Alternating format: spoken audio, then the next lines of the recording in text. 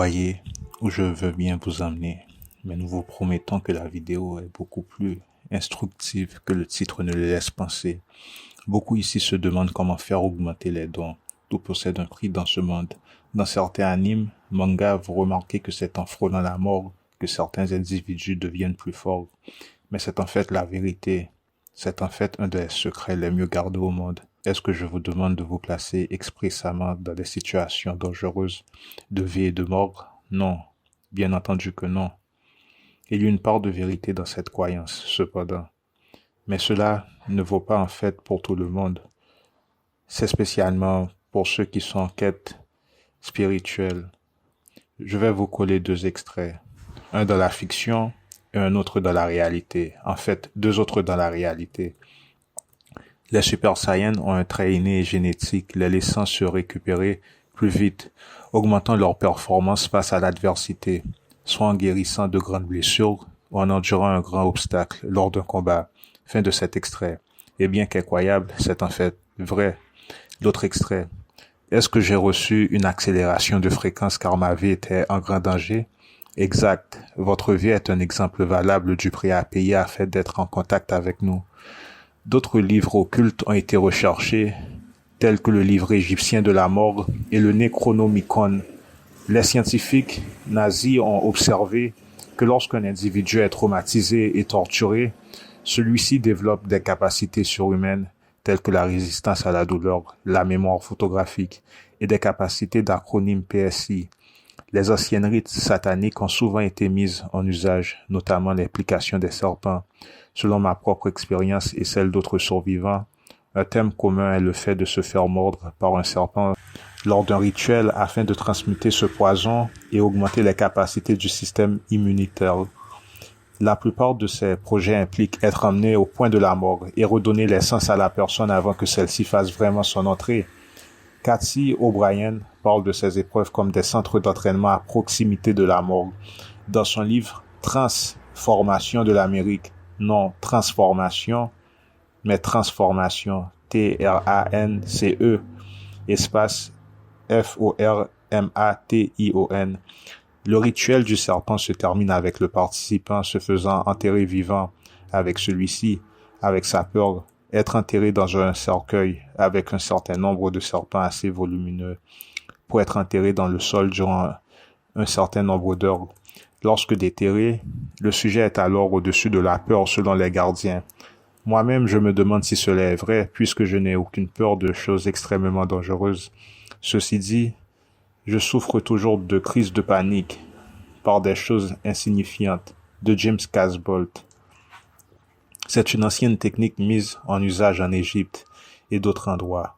Un enfant était pris pour candidat pour une école de mystère. Certaines de ces écoles de mystère utilisent des méthodes plus compatissantes, mais chacune d'elles implique de faire face à la peur et le danger dans les hauts niveaux. J'ai souvent été emmené dans une chambre d'atrium 3 pièces au sein du projet Mannequin. J'ai dû apprendre ce qui se passait à travers les études d'enseignement rosicruciens. Les anciens et récents chamans étaient pris dans une chambre à 3 pièces. Dans la première pièce, il leur était demandé par le maître, « Désirez-vous connaître la nature de votre être ?» L'initié répondait oui, et il était alors conduit dans la seconde chambre. Dans celle-ci, il lui est montré des secrets magiques et d'anciens artefacts. Dans la troisième pièce, il devait passer une épreuve dangereuse telle que combattre un autre membre de l'école mystérieuse ou encore un animal sauvage. Un des objectifs principaux de l'Institut de Tavistock était de trouver le point de rupture des êtres humains. Dans les événements traumatisants de lavage de cerveau, le grille de réseau est créé et contrôle, programme la victime et fait usage de la torture et d'autres méthodes. La conscience de celle-ci se brise en 169 fragments ou encore alter ego. Remarquez que 169 équivaut à 13, multiplié par 13, encore le fameux 13. Un type de grille électromagnétique est incorporé dans le cerveau et cela affecte les zones cérébrales. Avec l'usage des implants crâniaux, une onde des vagues de transmission alpha est maintenue dans des situations horrifiques. Cela permet à l'opérateur de rester complètement calme dans des situations intenses. Fin de l'extrait. Voilà une version assez effrayante à travers la torture. Eh bien, certains dons ne sont activés que via des événements intenses. Je ne vous dis pas de le faire évidemment. Si vous êtes une personne qui n'arrive pas à activer les dons, etc., ces trucs ne sont pas vraiment gratuits. Ici, par exemple, ce n'est pas via la torture, mais se faire cibler. Ouvrez et active vos sens de la survie. Marchez dans l'ombre de la vallée de la mort. Active ces dons. Les nôtres se sont activés durant et à la suite de l'ombre de la vallée de la mort. Ce n'est pas physique, mais c'est mental. Toutes les techniques données depuis peu sur cette chaîne viennent de ces expériences. Méditez constamment afin de réduire la tension, l'anxiété, voir des créatures de 8 à 9 mètres de haut. Toutes ces choses sont des tortures mentales. Encore plus, si vous sentez avoir un pied entre la vie et la mort. Surveillez chaque pleine lune. Une fois de plus, nous ne recommandons pas ces trucs, mais ce qu'ils disent est vrai. Vous ne pouvez connaître la valeur de la vie que si vous avez frôlé la mort. Du moins, la plupart des gens. Frôler la mort, si vous faites bien sûr votre mission de vie, augmente vos capacités spirituelles, et par situation de mort, nous ne faisons pas référence à une expérience de mort imminente. Ceci dit, la façon la plus rapide d'augmenter vos dons spirituels, sans avoir recours à la souffrance, est de conserver votre énergie sexuelle, faire des séances de méditation et de jeûne. Si vous faites un combo avec ces trois aspects, c'est impossible que vos dons ne s'activent pas.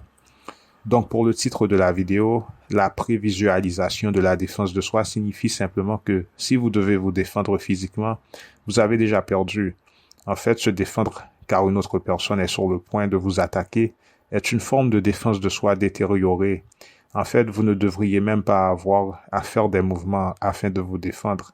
La prévisualisation de défense de soi implique des techniques mentales afin de se défendre. Par exemple, vous direz que c'est méchant, mais ça ne l'est vraiment pas. Qu'est-ce qu'un exemple de prévisualisation de défense de soi? Si une personne se prépare à vous attaquer, fomente un plan afin de vous rejoindre chez vous. Si celle-ci fait un accident et meurt, si sa voiture explose, c'est ce qu'on appelle une prévisualisation de la défense de soi. Mais c'est méchant. Mais comment cela peut être méchant si le type voulait vous défoncer? Il se fait lui-même défoncer et dézinguer à votre place. La vraie prévisualisation de défense de soi à un niveau plus grand, c'est transformer un ennemi en un ami. Mais ici, peu de gens ont ce niveau, donc c'est illogique et irrationnel. Cette forme de prévisualisation de défense de soi est comme regarder en bande-annonce une personne qui voudrait vous faire du mal physiquement, se faire dézinguer ou défoncer lui-même. Enfin, l'autre truc, pour chaque don actif, il existe des épreuves. Le droit de propriétaire des dons, votre Soram, c'est ce que certains dons, tels que le Merkaba entre autres, peuvent faire. Donc voilà notre définition de la prévisualisation de la défense de soi. C'est ça la vraie défense de soi. Ce n'est pas vraiment attendre que votre ennemi vous attaque physiquement. C'est de mettre sous silence toute attaque avant que celle-ci ne vous rejoigne. Et même si cela inclut une fin négative pour la dite personne, c'est cela la vraie défense de soi. Vous avez le droit de vous défendre. Mais c'est de la magie noire? Non.